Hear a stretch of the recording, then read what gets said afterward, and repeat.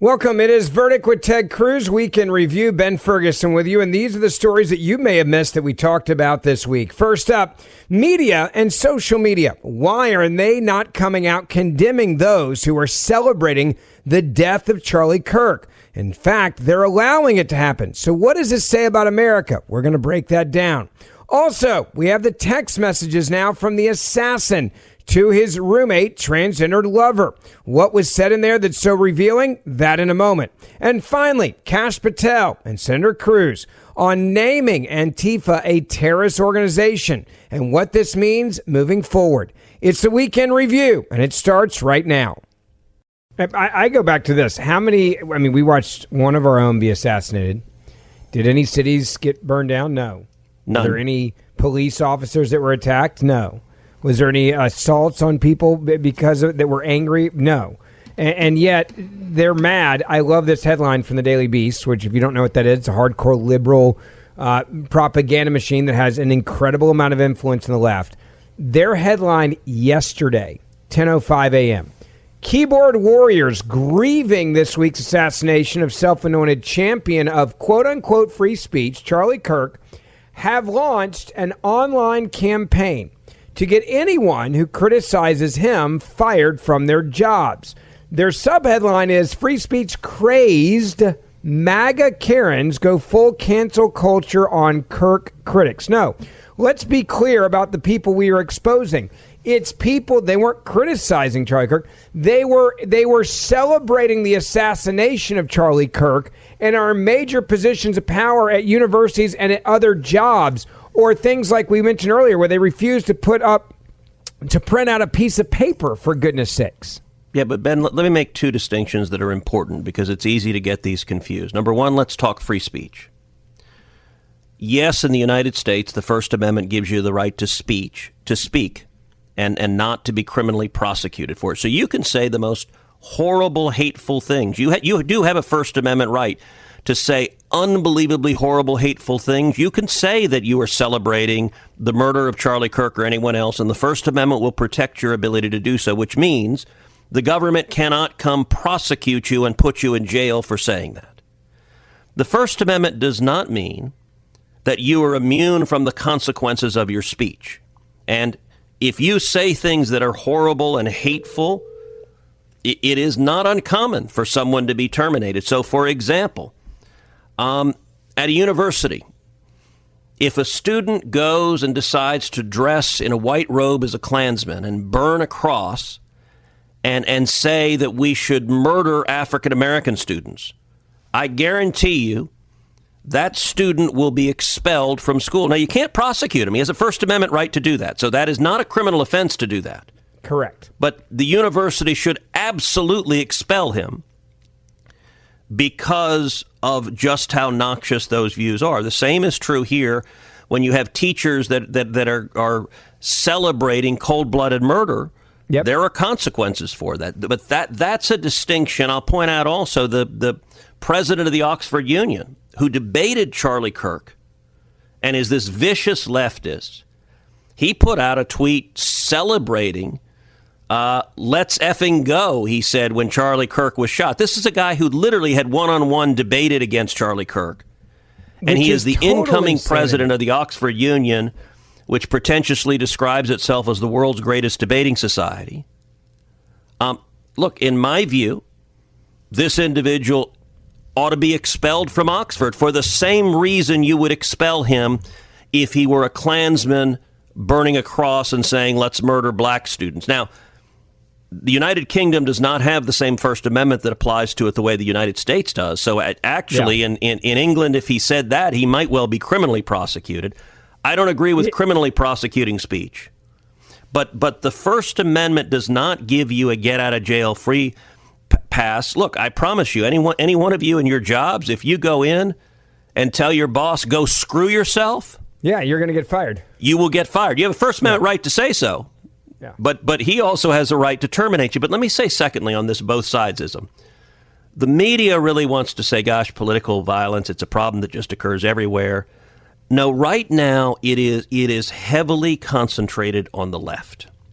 And the left has normalized political violence. We saw 2 separate assassination attempts of Donald Trump. We saw this tragically successful assassination of Charlie Kirk. Over and over, we saw for a year Antifa and Black Lives Matter riots. And I want to read you some polling results that were done last year. And people were asked, would it be justified to murder Elon Musk? Yep. And would it be justified to murder Donald Trump?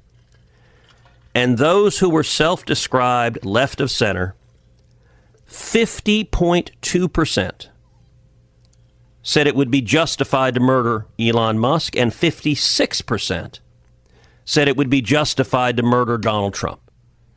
That is, and by the way, the right of center numbers were 14.3% and 20.3%. So I wish all those numbers were zero, but this is a problem on the left. This is a problem when you define your opponent as Hitler, Nazi, evil, fascist. That is a permission structure to then say violence is an appropriate response.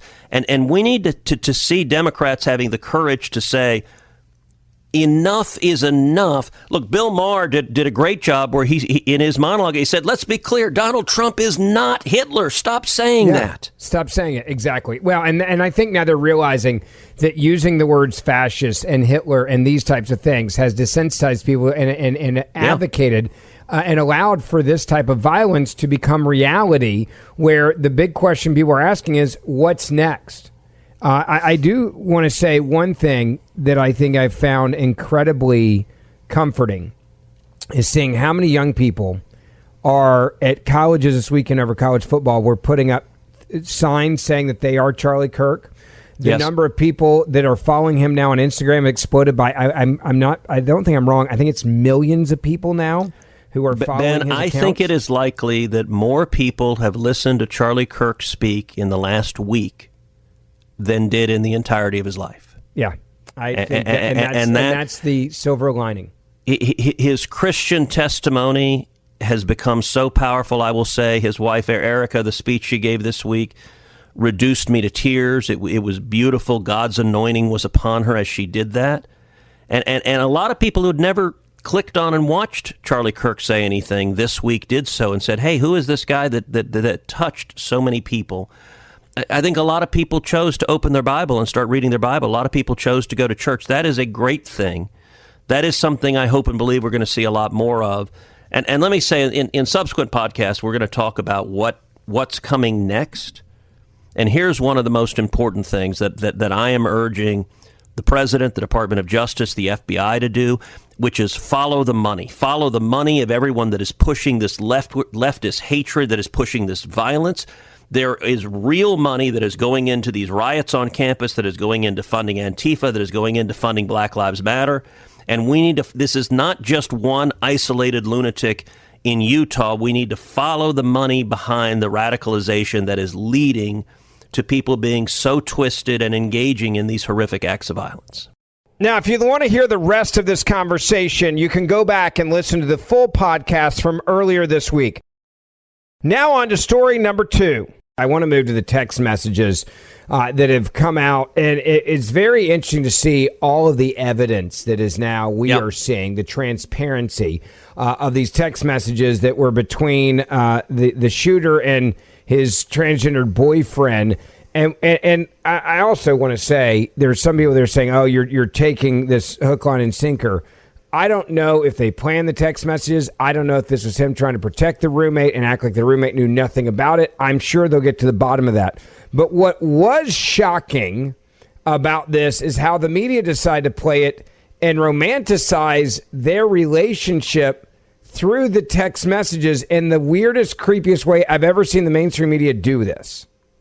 Yeah, look, I'm sorry to do this, but I'm going to read you these text messages because they're horrifying, but it makes clear there is no doubt that this murderer is guilty. And by the way, there is a reason I won't say the murderer's name, because anyone who engages in a mass murder and horrific crime like this, part of the reason they do this is they want to be famous. I don't repeat these bastards' name.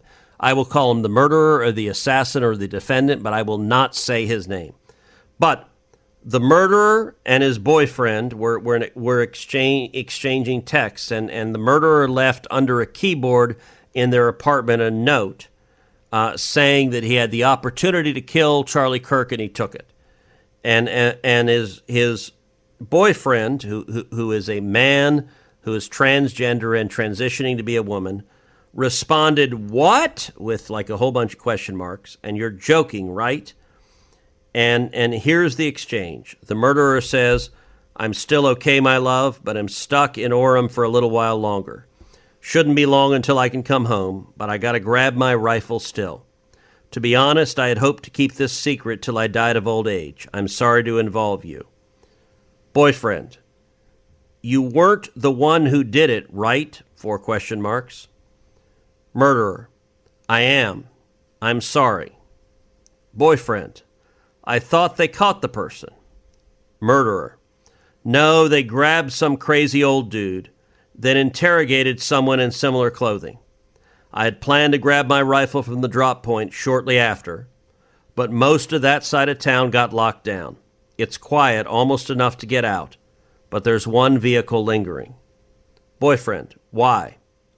Murderer, why did I do it? Boyfriend, yeah. Murderer, I've had enough of his hatred. Some hate can't be negotiated out. If I'm able to grab my rifle unseen, I will have left no evidence. Going to attempt to retrieve it again. Hopefully they have moved on. I haven't seen anything about them finding it. Boyfriend, how long have you been planning this? Murderer, a bit over a week, I believe. I can get close to it, but there is a squad car parked by it. I think they already swept the spot, but I don't want to chance it. Murderer, I wish I had circled back and grabbed it as soon as I got to my vehicle. I'm worried what my old man would do if I didn't bring back Grandpa's rifle. I don't know if it had a serial number, but it wouldn't trace to me. I worry about prints. I had to leave it in a bush where I changed outfits. Didn't have the ability or time to bring it with. I might have to abandon it and hope they don't find prints. How the F will I explain losing it to my old man? Only thing I left was the rifle wrapped in a towel. Remember how I was engraving bullets? The effing messages are mostly a big meme.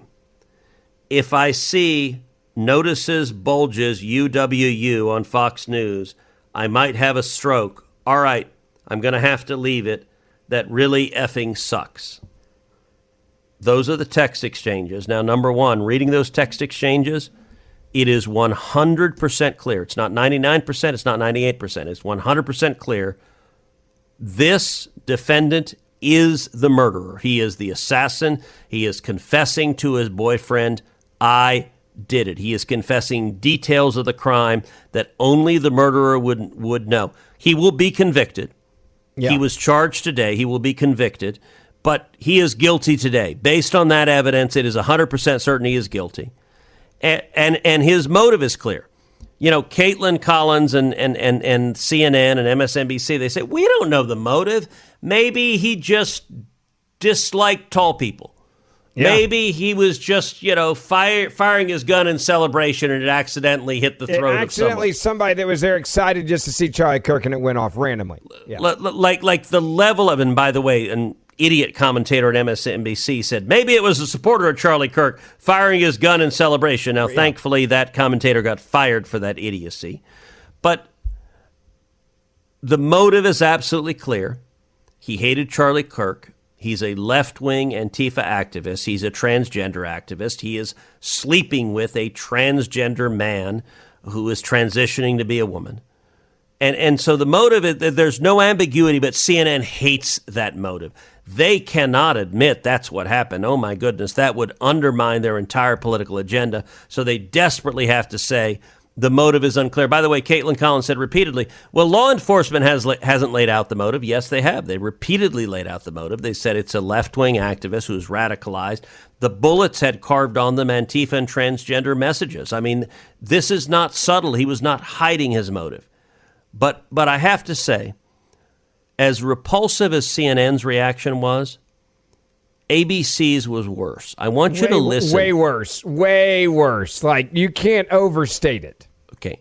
I want you to listen to ABC News' reaction to this text exchange between the murderer and his transgender boyfriend. Here, give a listen. We have seen an alleged murder with such specific text messages about the alleged murder weapon, where it was hidden, how it was placed, what was on it, but also it was very touching in a way that I think many of us didn't expect. A very intimate portrait into this relationship between the suspect's roommate and the suspect himself, with him repeatedly calling his roommate, who was transitioning, calling him my love, and I want to protect you, my love. So it was this duality of someone who the attorney said not only jeopardized the life of Charlie Kirk and the crowd, but was doing it in front of children, which is one of the aggravating circumstances of this case. And on the other hand, he was, speaking so lovingly about his partner. So a very interesting and, as Pierre said, riveting press conference, David. I love how they say it's a riveting press conference, Senator. It's riveting. And just, he referred to him as my love, and this is just so sweet and sincere. It's like, what in the world are you guys doing over there at ABC News with your special report live coverage? Touching and loving. Oh, these text messages.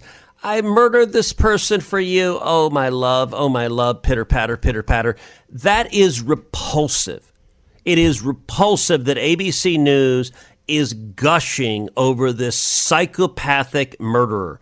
And ABC News, they're touching and sweet text messages. He is confessing to a deliberate murder because he hates what somebody is saying. He murdered a husband. He murdered a father of 2 little kids, 1 boy, 1 girl. And ABC News thinks it's so sweet that he confessed to his transgender boyfriend, which of course they call his roommate, even though he's calling him my love. Like there's no ambiguity when you call someone my love, what exactly the relationship is.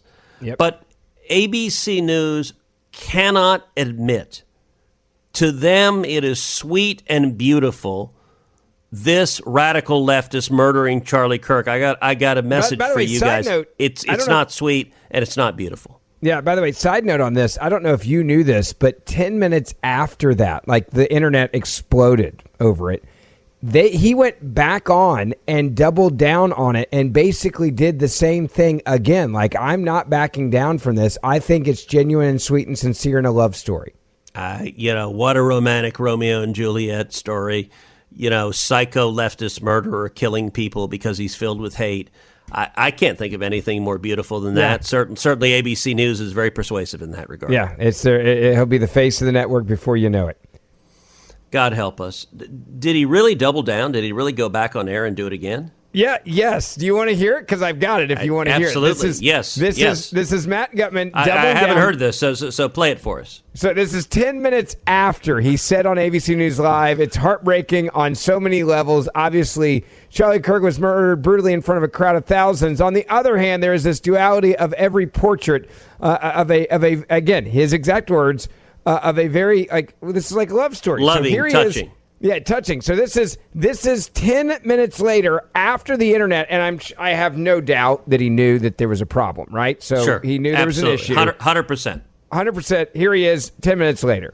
It is. It's heartbreaking on so many levels, Kira. Obviously, Charlie Kirk was murdered brutally in front of a crowd of thousands of people who watched him being shot through the neck and then essentially bleed out in front of him. And I think one of the things that the attorney here made a very fine point about is that a lot of these charges, 7 charges, were aggravated because children were present. Children witnessed this. Children were put in harm's way. And that was something that obviously is aggravating here, and that's one of the reasons that the suspect, in addition to the alleged murder being political in nature, is facing the death penalty. They're going for the death penalty.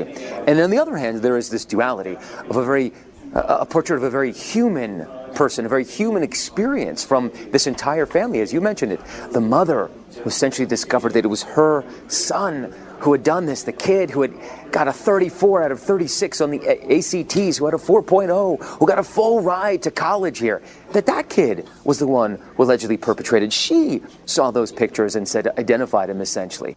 And then those text messages, and I don't think I've ever experienced a press conference in which we've read text messages that are so fulsome, so robust, so apparently, allegedly self-incriminating, and yet on the other hand, so touching.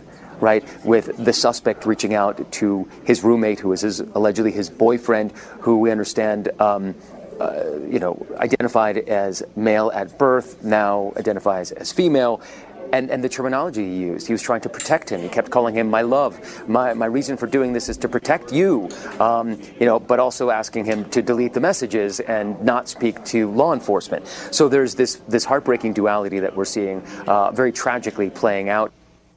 If that's not doubling down, I don't know what is. Fulsome, touching, Yes. loving. It is. Heartbreaking.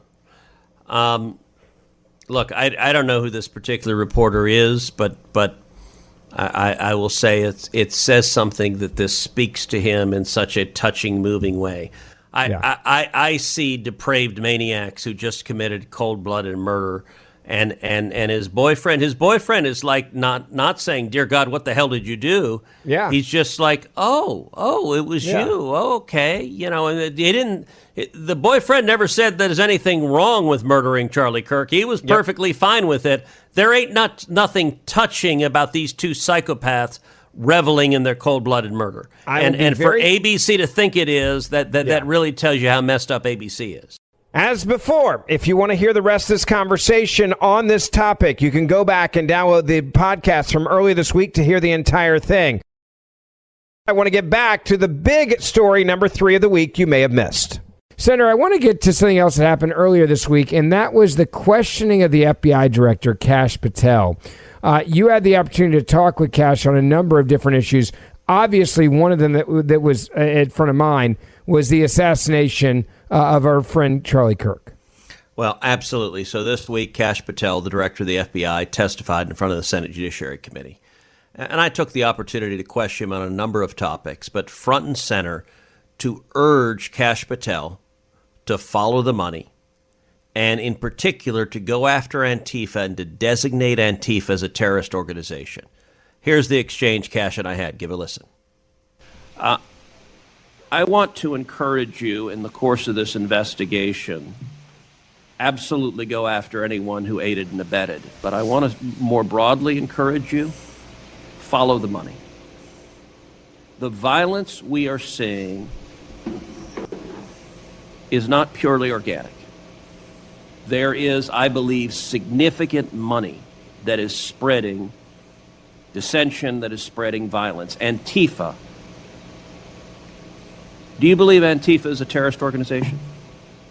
I believe Antifa is associated with a lot of violence in this country. As to its designation, I'll leave that to the appropriate authorities. So I would encourage the administration to designate Antifa as a terrorist organization, to go systematically after Antifa. They've committed acts of violence all over the country. And the shell casings have multiple references to slogans that Antifa has popularized. I believe there is considerable money funding it. I would note that I've introduced legislation called the Stop Funders Act. Stop Funders Act would add rioting to the list of predicate offenses under RICO. I believe the money should be tracked and prosecuted under RICO. And both the Antifa and Black Lives Matter riots of a couple of years ago and the pro-open border riots in Los Angeles and other cities of this past year, I believe there was significant money behind those riots. I'm not the only person who noticed at the anti-Semitic protests and violent protests on college campuses that many of the tents all matched. And so I would ask, would it aid your ability to prosecute these matters if Congress passed into law the Stop Funders Act and if rioting was added to the list of predicate offenses for RICO? Yes. Talk to me about the efforts of the FBI to go after the funders of the anti-Semitic protests on college campuses, the pro-open border protests in cities, and potential LGBT violence. Talk to me about the efforts to go after the money of those who are funding and promoting violence. As I've always said, Senator, money doesn't lie, and we've been following the money. And so that's what we're doing, issuing lawful process to organizations involved with criminal activity, because the money's got to come from somewhere, and it has to be funded somehow. So we have extensive investigations ongoing into numerous organizations that are related to violent criminal activity.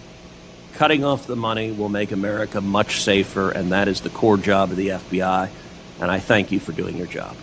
Now, you look at what you just said there in the back and forth, Senator, and this turned very quickly into a new policy from the Trump administration as well. That is the best news coming out of this. Absolutely. So this testimony was on Tuesday.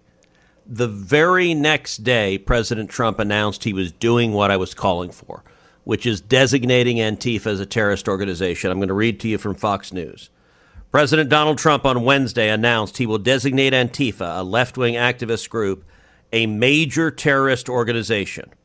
Trump described the group as, quote, a sick, dangerous, radical left disaster in a Truth Social announcement. The president added that he will be strongly recommending that those funding Antifa be thoroughly investigated in accordance with the highest legal standards and practices. The announcement comes just days after Trump said he would 100% consider the designation. Speaking to reporters in the Oval Office Monday, Trump accused Antifa participants of being, quote, professional agitators in response to the administration's recent crackdown on illegal immigration. Quote, Antifa is terrible, the president said. These aren't protests. These are crimes that they're doing.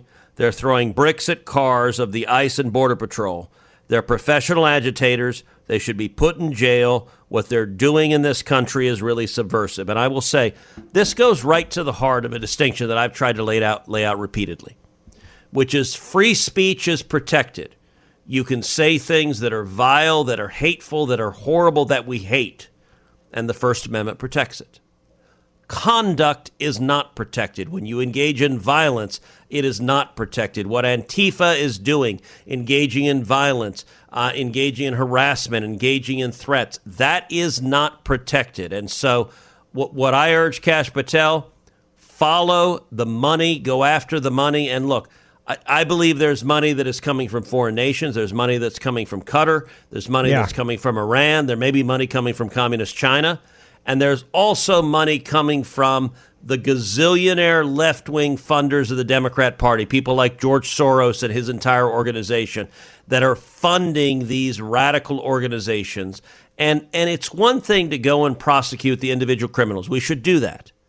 Sure. But if you want to solve the problem, it's why I've introduced the legislation, the Stop Funders Act, because RICO is an incredibly powerful tool to prosecute not just an individual defendant, but a criminal organization. And criminal organizations are usually structured with a hub and spokes. And so following the money is how you get the people writing checks that are sitting in their Manhattan penthouses funding the anti-American, anti-Israel, communist, jihadist agitators that are destroying this country. And so I got to say, I was really encouraged. I've been pressing in the first Trump administration. I pressed for years for the first Trump administration to designate Antifa as a terrorist organization. There was a lot of openness to that argument, but it never succeeded. They never did it. This time, when I pressed on Tuesday, the next day the president came out and said, we're going to do that. That's exactly the right thing to do. Yeah, it is big. It's going to be really important. It's going to have a huge impact going forward. That may be the best part of all. And, of course, you know you're doing something right when the left is losing their mind. They're saying, oh, this is the president trying to silence political organizations. I'm sorry, they're not a political organization. They're a terrorist organization. There's a big difference between a political organization and a terrorist organization. And Antifa has all the markings, as you described it, of a terrorist organization going all the way back to 2016 when you first were calling for this. If you engage in violence, it is not speech. Violence is not speech. And by the way, anyone who commits violence should be prosecuted and go to jail. And that's true whether you're left-wing or right-wing. I might agree with what you're saying, but if you engage in violence, that is not acceptable. Speech is different from violence. We ought to protect speech, and we ought to prosecute violence and put the violent criminals in jail. As always, thank you for listening to Verdict with Senator Ted Cruz. Ben Ferguson with you. Don't forget to download my podcast, and you can listen to my podcast every other day you're not listening to Verdict, or each day when you listen to Verdict afterwards. I'd love to have you as a listener to, again, the Ben Ferguson podcast, and we will see you back here on Monday morning.